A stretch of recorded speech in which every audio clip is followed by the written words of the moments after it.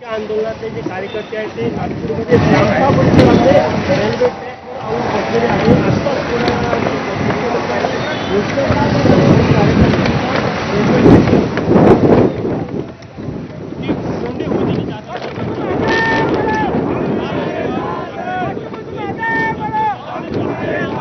रोखून धरला. साधारण आता 20 तासापासून राष्ट्रीय महामार्ग हा पूर्णपणे ठप्प आहे. अशा परिस्थितीमध्ये हे सर्व कार्यकर्ते आपण बघू शकतो की रेल्वे ट्रॅकवर आलेले आहे. जामठा परिसरामध्ये विशेष करून जर का तुम्ही बघितलं तर हा जो रेल्वे ट्रॅक आहे हा पश्चिमेकडे मुंबईला जाणारा ट्रॅक आहे. सोबतच याच ट्रॅकने दक्षिणेकडे देखील हैदराबाद, बेंगलोर, कन्याकुमारी पर्यंत जातात. त्यामुळे हे कार्यकर्ते जे इथे आलेले आपण त्यांना विचारूया, तुम्ही रेल्वे ट्रॅकवर बसलेले आहे, इथनं हटणार नाही, तुमच्या नेत्यांनी देखील तशा प्रकारच्या सूचना केल्या होत्या. बच्चू भाऊ ज्या ज्या सूचना देशील त्या पूर्ण महाराष्ट्रात आणि पूर्ण शेतकरी आता रेल्वे रुळावर उतरणार आहे.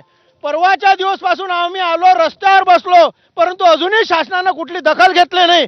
आता आम्ही शांततेने रेल्वे रुळावर बसलो, रेल्वे वळवणार, यानंतर रेल्वे रूळ सुद्धा उघडून टाकणार आहे आम्ही. बरं, तुम्ही कुठून आलेले आहे?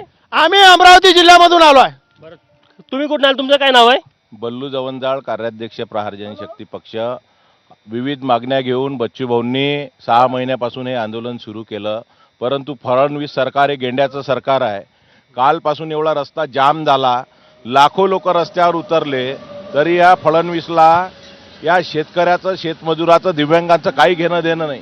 ऐश आरामात आपला मुंबईत बसलाय. परंतु फडणवीस साहेब, तुम्हाला सांगतो, तुम्ही जर शेतकऱ्याशी गद्दारी केली तर याचे परिणाम तुम्हाला भोगावे लागतील.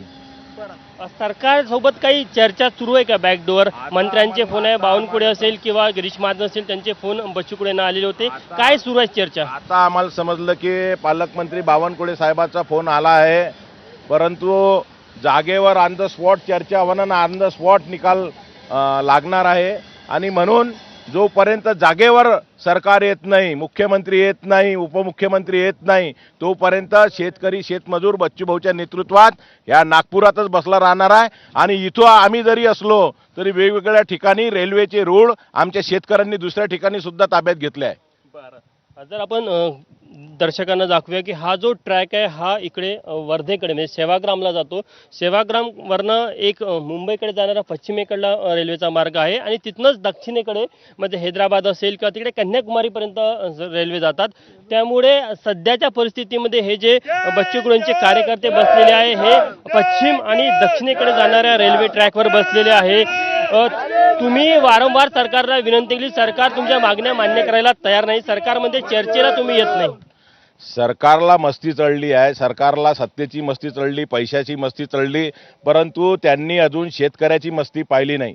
जो शेतकरी एका दाण्याचा 100 दाना करतो आणि जो नागर 3 इंच जमिनीत घुसवतो, तो सरकारच्याही 6 इंच घुसवल्याशिवाय राहणार नाही, एवढं तुमच्या माध्यमातून सांगू इच्छितो. सरकारला चर्चेसाठी इथं यावंच लागणार आहे, त्याशिवाय नागपूर आम्ही सोडणार नाही, एवढं मात्र निश्चित आहे. बरं, कालपासून तुम्ही आले, राष्ट्रीय महामार्ग अडवून ठेवला, रेल्वे ट्रॅकवर आलेले आहे, सामान्यांची मोठे हाल होत आहे मात्र या आंदोलनाच्या माध्यमातून. रोज शेतकरी मरतो, 6.5 लाख शेतकरी आतापर्यंत मेला. आणि जो सामान्य माणूस ज्याच्या पोटाची खळगीच आमचा शेतकरी राजा भरतो, त्याच्यासाठी सामान्य माणसाला 1 दिवस, 1 तास किंवा 2 दिवस जर रस्त्यावर थांबावं लागलं तर फार मोठी गोष्ट नाही आहे. बरं, तुम्ही कुठून आले? तुम्ही कुठून आले? आम्ही पण चांदूर बाजार तालुक्यातून आलो आहे.